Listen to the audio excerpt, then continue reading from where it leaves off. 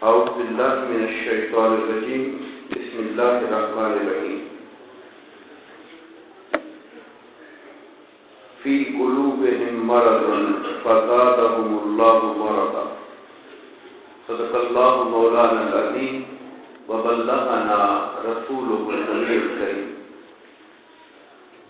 محترم و مکرم قابل رفعت احترام سامعین دین کے شان، اللہ تبارک و تعالیٰ کے فضل و کرم اور آقا کریم علیہ الصلوۃ والسلام کے نعرہ پاک کے تصدق سے سورہ البقرہ کی آیت نمبر 10 کے حوالے سے ہم انشاءاللہ گفتگو کریں گے۔ اللہ پاک نے ارشاد فرمایا فی قلوبہم مرض، ان کے دلوں میں مرض ہے۔ مرض بیماری کو کہتے ہیں۔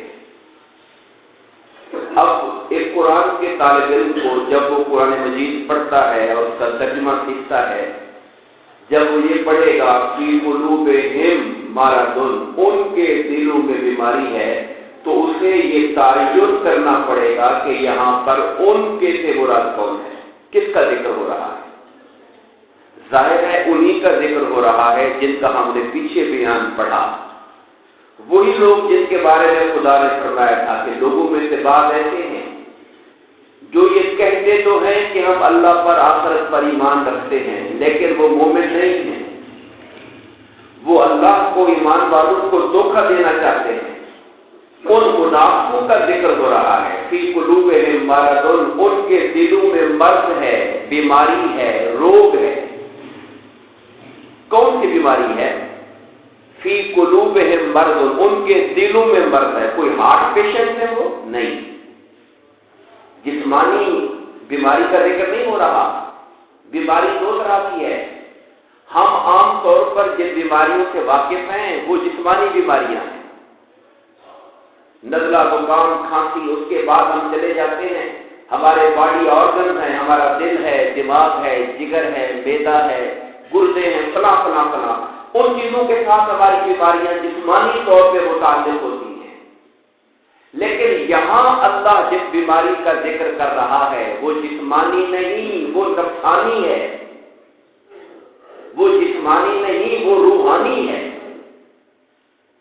روحانی بیماری کیا ہوتی ہے؟ روحانی بیماری یہ ہوتی ہے کہ انسان کے دل میں حسد پیدا ہو جائے، اس کے دل میں کسی کے لیے جلن اور کڑھن پیدا ہو جائے۔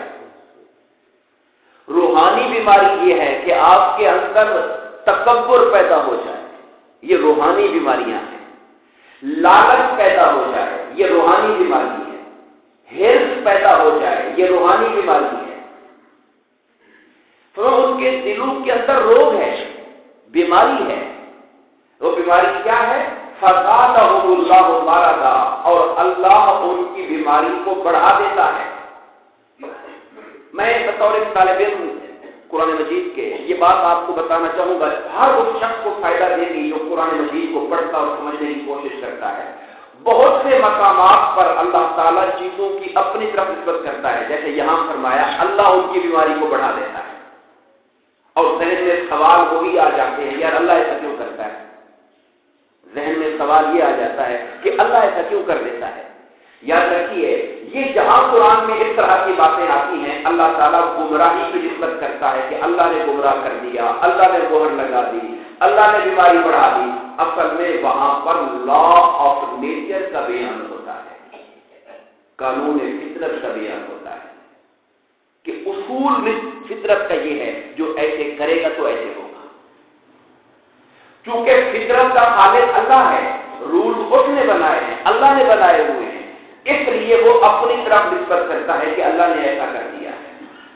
تو اصل مقصود یہ نہیں ہوتا کہ اللہ تعالیٰ کسی پر وہ چیز تھوپ رہا ہے یا کسی کو مجبور کر رہا ہے یا وہ چاہتا نہیں لیکن اللہ اس کو ڈال رہا ہے، ایسا نہیں ہوتا۔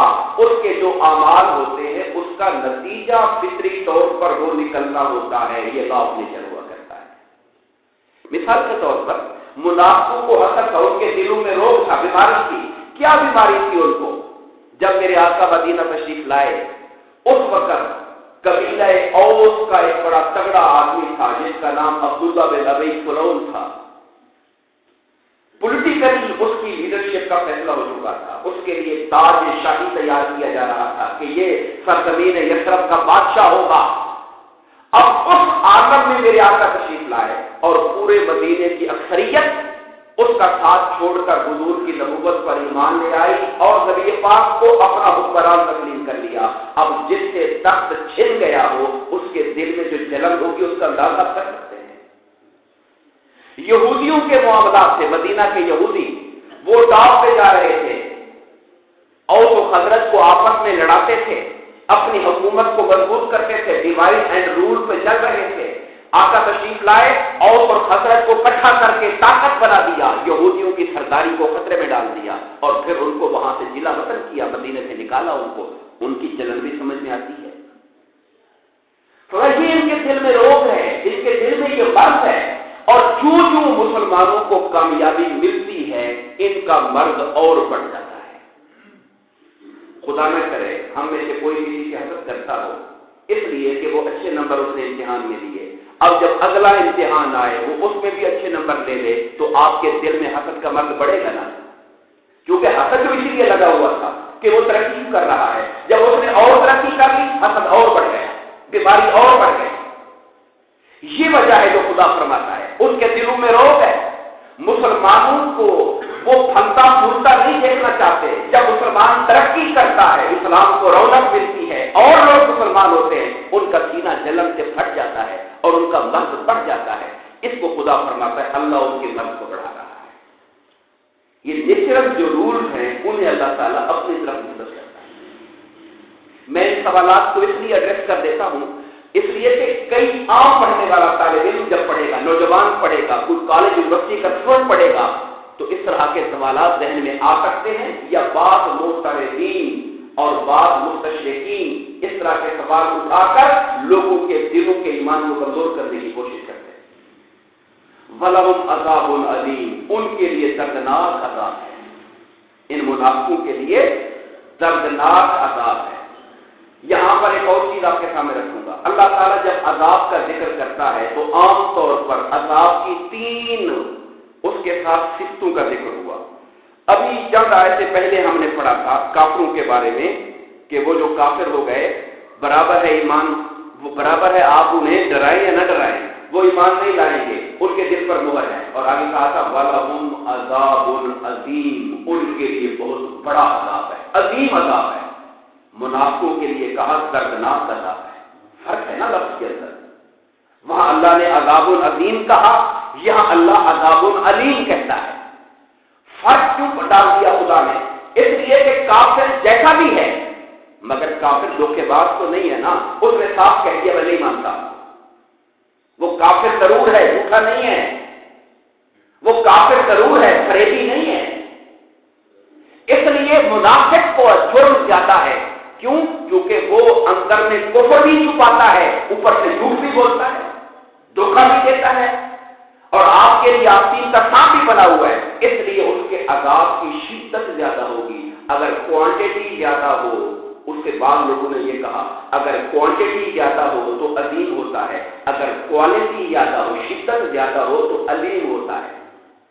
اچھا، ایک علیم ہوتا ہے عین کے ساتھ، عین لام یہ، اس کا معنی ہوتا ہے علم والا، یہ علیم ہے حمزے کے ساتھ، وہ جو آپ کہتے ہیں درد و علم کے مارے ہوئے، علم درد کا معنی علیم اس سے نکلا ہوا ہے۔ تو اگر کوئی کسی کو 4 تھپڑ مار دیتا ہے اور ہلکے مارتا ہے تو وہ کہنے کو تو 4 مارے ہیں، لیکن کوئی کسی کو 1 ٹکا کے مارتا ہے تو وہ 1 زیادہ اس کے لیے تکلیف دے ہوگا تو وہ علیم بن جائے گا۔ تیسری صفت اللہ کہیں کہیں کہتا ہے عذاب مہین، ذلت والا عذاب۔ ایک کو آپ کسی بند جگہ پہ کوئی اس کی بےزتی کرتے ہیں، ایک کو آپ چوک میں کھڑے ہو کے تھپڑ مار دیتے ہیں تو بےزتی زیادہ ہے اس کی، تو وہاں پر عذاب مہین ہوتا ہے کہ لوگوں کے سامنے اللہ رسوا کر دے گا اس کو۔ اللہ تعالیٰ ہمیں ہر طرح کے عذاب سے اپنی ایمان عطا فرمائے۔ فرمایا بات ختم ہو رہی ہے، ان کے لیے دردناک عذاب ہے، بما کانوا یکذبون، چونکہ وہ جھوٹ بولا کرتے تھے۔ یہاں اللہ نے منافقت تو پہلے بتا دی ان کی، اب کہا ان کی نشانی یہ تھی کہ وہ جھوٹ بولتے تھے، اس لیے اللہ ان کو دردناک عذاب دے رہا ہے۔ معلوم ہوا کہ جھوٹ بولنا گناہ کبیرہ ہے، حرام ہے، کیونکہ جھوٹ بولنے پہ اللہ تعالیٰ انہیں دردناک عذاب دے رہا ہے۔ اور ان کا جھوٹ کیا تھا کہ اندر ایمان تھا نہیں، اظہار کرتے تھے کہ ہم مومن ہیں، ان کا جھوٹ یہ تھا۔ حدیث پاک کے اندر یہ آتا ہے، نبی پاک کا فرمان ہے کہ جھوٹ انسان کو گناہ کی طرف لے کے جاتا ہے، گناہ انسان کو جہنم کی طرف لے کے جاتا ہے۔ اور ایک آدمی جھوٹ بولتا رہتا ہے یہاں تک کہ اللہ اسے جھوٹا کذاب لکھ دیتا ہے اپنے رجسٹر کے اندر۔ اور ایک اور حدیث پاک میں ہے کفا بالمرء کذبا ان یحدث بكل ما سمع، کسی آدمی کے جھوٹا ہونے کے لیے اتنا کافی ہے کہ سنی سنائی بات آگے چلا دے۔ یہ ہمارے معاشرے کا پھیلا ہوا جرم ہے۔ ہمارے مزاج میں تحقیق نہیں ہے، ہمارے مزاج میں چیزوں کو کنفرم کرنا نہیں ہے کہ پہلے چیک کر لیں ایسے ہے یا نہیں، بس ہمارے کان میں پہنچی ہم نے آگے کہہ دیا سنا ہے کیا ہوا ہے، سنا نے کیا کیا ہے، ایسے لوگ کہہ رہے تھے کہ اس نے یہ کیا ہے۔ سنی سنائی باتیں آگے پھیلانا، اس کو سرکار نے کہا بندے کے جھوٹا ہونے کے لیے اتنی بات کافی ہے کہ وہ چیزوں کو چیک نہیں کرتا، کنفرم نہیں کرتا، ثبوت نہیں دیکھتا، سنی سنائی بات آگے پھیلا دیتا ہے۔ اور آخری حدیث کے بعد اس پر بات سمیٹوں گا، سرکار نے فرمایا کسی مومن کا جو ایمان ہے وہ اس وقت تک کامل نہیں ہو سکتا جب تک کہ وہ جھوٹ بولنا چھوڑ دے، حتیٰ کہ مذاق میں بھی جھوٹ نہ بولے۔